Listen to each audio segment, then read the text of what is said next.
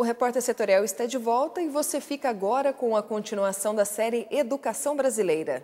Rolf Kuntz escreveu um artigo no jornal O Estado de São Paulo em dezembro de 2016 e diz que a educação pode ser a síntese dos fiascos brasileiros. A educação é fundamental para, vamos usar a palavra certa, para desimbecilizar as pessoas. Para que elas possam ter noção do mundo em que vivem, entender as informações que recebem, buscar informações, porque a parte da burrice dominante é observável também quando as pessoas não buscam informações, não têm interesse em informações, não ouvem noticiário, não leem jornal e assim por diante. A educação é fundamental para tudo isso e para que elas possam também avaliar aquilo que é dito pelos representantes da administração pública, pelos políticos, pelos candidatos, etc. Mas a educação é básica para tudo isso. O escritor afirma que é preciso discutir com maior inteligência os investimentos em educação, e menos quanto se gasta e mais como se gasta. Fala-se muito em gasto de educação no Brasil, não se fala em qualidade do gasto. Gasta-se muito mal, desperdiça-se muito dinheiro, perde-se muito dinheiro em bandalheira e em corrupção, e a discussão sobre o que se faz com esse dinheiro, a discussão sobre as prioridades e sobre a competência no uso desse dinheiro é praticamente inexistente. Vocês não encontram no Congresso Brasileiro uma discussão sobre quais são as prioridades da educação, como vamos gastar esse dinheiro, quais são os nossos objetivos, qual é o nosso cronograma de atividade para melhorar a educação. Ele também diz que não existe uma fórmula pronta para a educação no Brasil. Falou-se muito em democratização da educação. O que houve foi uma democratização do diploma, não da educação. Há uma diferença gigantesca entre arrombar as portas das universidades ou do ensino chamado superior, e com frequência impropriamente chamado de superior. Há uma diferença imensa entre arrombar essas portas e criar facilidade para que mais pessoas possam ter um diploma de faculdade e, de outro lado, cuidar de uma educação efetiva que permita que o sujeito chegue ao final da escola fundamental, sabendo ler e escrever muito bem, dominando o que ele deve dominar de matemática, dominando o que ele deve dominar nesse estágio de ciências, dominando informações básicas para ele deixar de ser um idiota, ele saber qual é o país em que ele vive, qual é a história desse país, é isso aí. Em meio às nossas andanças atrás de especialistas na área de educação, encontramos uma ONG interessante que presta serviço para diversas secretarias municipais de educação a fim de preparar melhor o professor e, consequentemente, melhorar a qualidade de ensino no Brasil. É o Instituto Qualidade no Ensino, criado em 1994, como conta o Relações Institucionais José Almendra.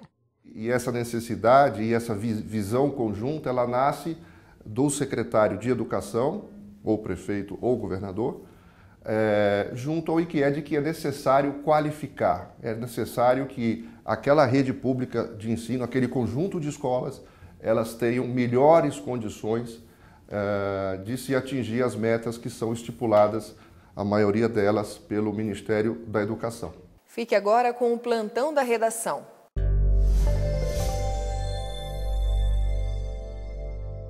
Após 9 meses de atraso, o camelódromo de São José dos Campos começa a funcionar na Avenida Floriano Peixoto, um investimento de R$ 465 mil. O sorteio foi feito entre os 40 comerciantes para definir quem ocuparia os boxes. O local deve funcionar de segunda a sábado, das 8 às 17 horas. O Sebrae está com 75 vagas para cursos técnicos em vendas nas cidades de São José dos Campos e Taubaté. A formação é gratuita e a idade mínima para os candidatos é de 18 anos. As inscrições vão até o próximo dia 24 em São José. Já em Taubaté, o cadastro vai até as vagas esgotarem. Informações através do telefone 3519-4810. Segue o Repórter Setorial.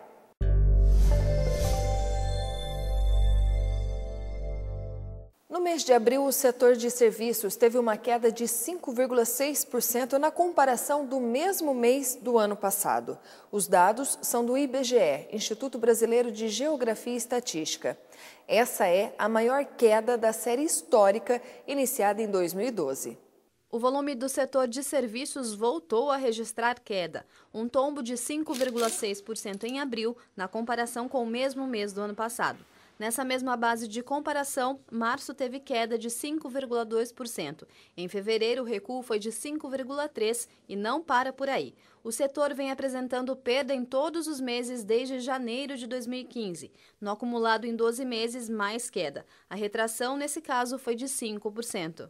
Na análise de resultados por segmento, todas as atividades registraram variações negativas. O segmento de serviços profissionais, administrativos e complementares recuou 7,1% e foi o que ajudou a puxar os números para baixo. Diante dos números ruins, a Confederação Nacional do Comércio de Bens, Serviços e Turismo revisou para baixo a projeção do volume de receitas do setor. Agora, a CNC estima que o setor encerre o ano com uma variação negativa de 3%.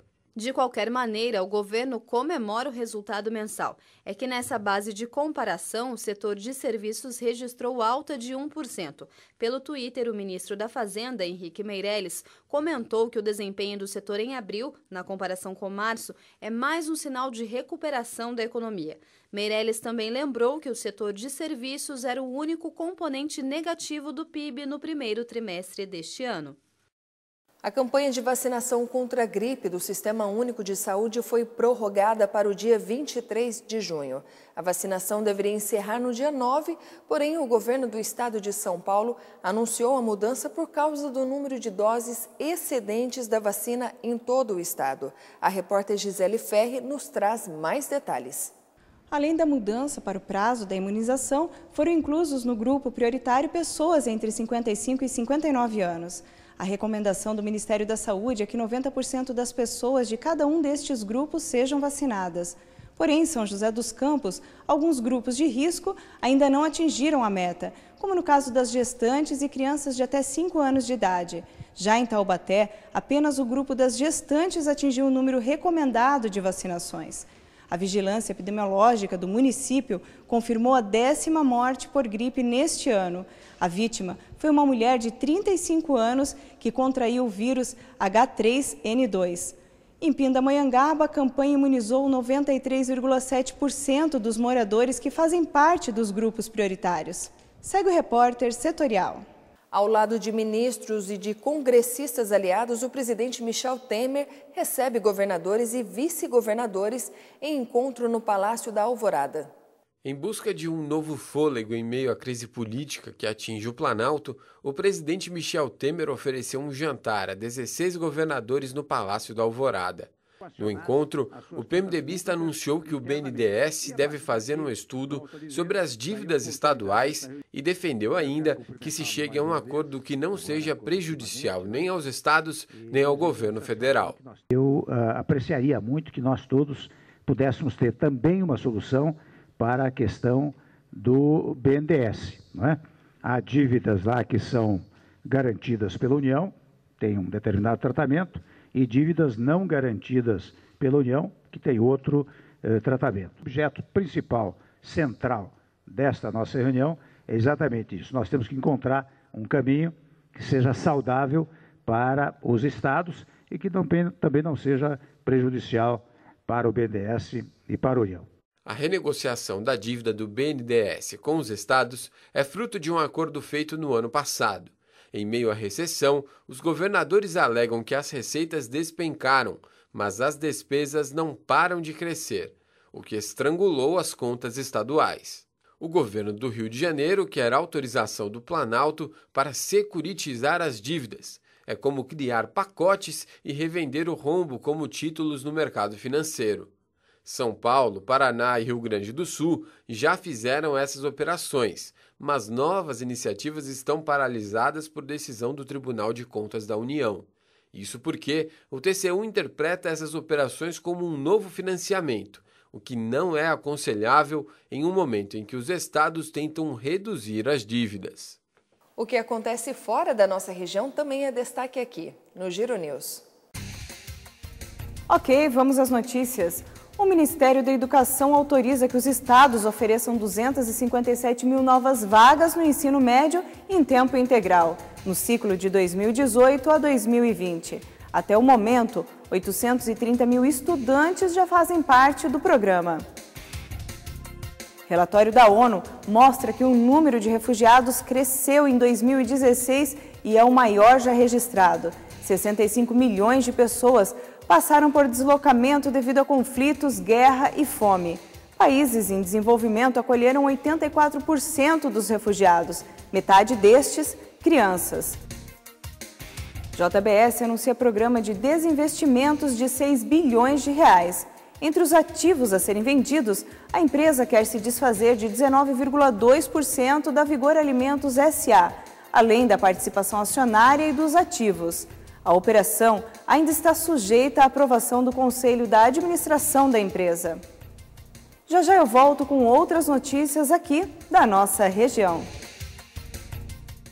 O Ministério da Saúde assina novo acordo com a Associação Brasileira das Indústrias da Alimentação para reduzir o sódio dos produtos industrializados. Saiba mais no próximo bloco.